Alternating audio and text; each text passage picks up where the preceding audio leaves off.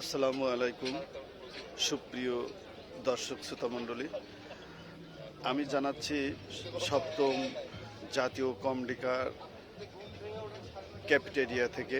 অর্থাৎ আমরা সকালবেলা যে নাস্তা করলাম সেই ডাইনিং রুম থেকে। এটা হলো প্রবেশ পথ। এই প্রবেশ পথ দিয়ে এই ক্যাফেটেরিয়ার ভিতরে ঢুকবে মানুষ সিরিয়াল আকারে চলছে খাওয়ার জন্য। আর সেই সাথে ভিতরে একসঙ্গে খেতে পারবে 600 লোক। অর্থাৎ 60টা টেবিল আছে, 60টা টেবিল, প্রত্যেকটা টেবিলে 10 জন করে বসবে এবং তারা নাস্তা করবে। এটা হলো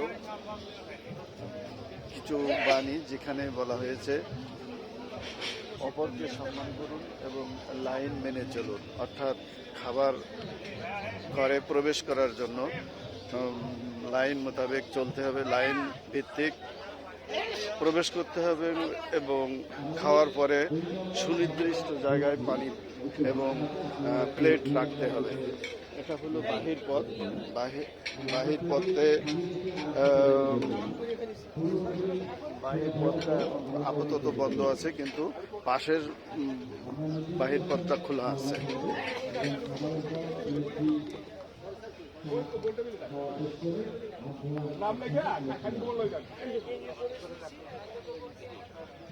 এটা হলো ক্যাফেটেরিয়া।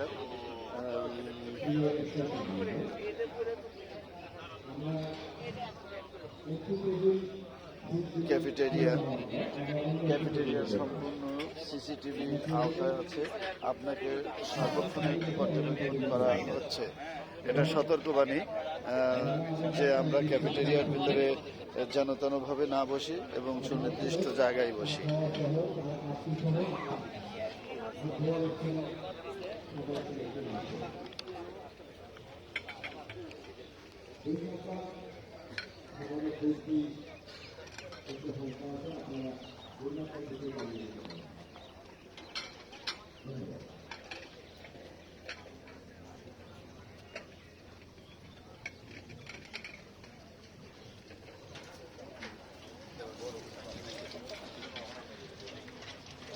খাওয়ার পূর্বে এখানে হাত ধুতে হবে।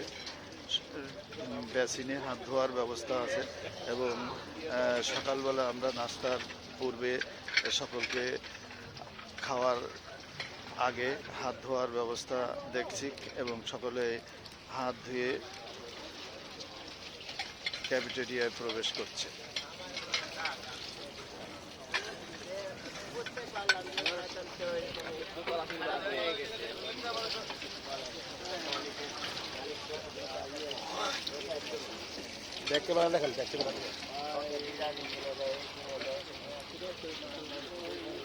এখানে খাওয়ার শেষে প্লেট রাখার স্থান, যেখানে আমরা প্লেট জমা দেব এবং প্লেট জমাকৃত প্লেটগুলো দিয়ে ধোয়ার ব্যবস্থা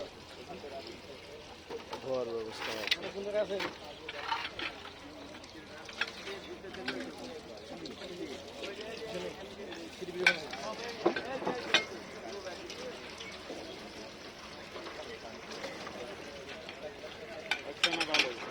হাসি নাই কেন? একটু জোর করে ছবি তুলে হাসি, বিনা হাসি তো হবে না। বিনা হাসি খুবই ভালো। আমার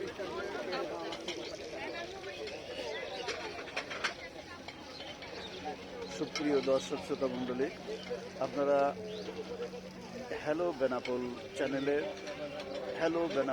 ইউটিউব চ্যানেলে এখন দেখছেন সপ্তম জাতীয় কমডিকা 2025-এর সকালবেলায় খাওয়ার শেষে এবং খাওয়ার পূর্বে হাত ধোয়ার ব্যবস্থা। এটা হলো আমাদের মূল ডাইনিং, যেখানে 600 লোক একসাথে বসে খেতে পারবে।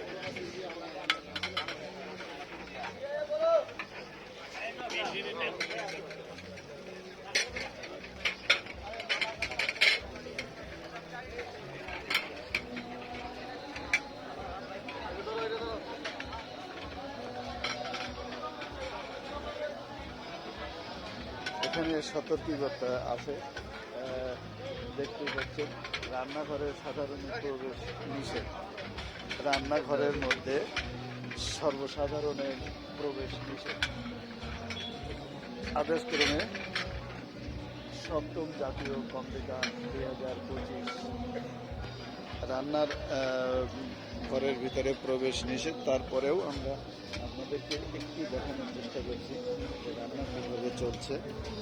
কতগুলো হাঁড়ি একসাথে রান্না চলছে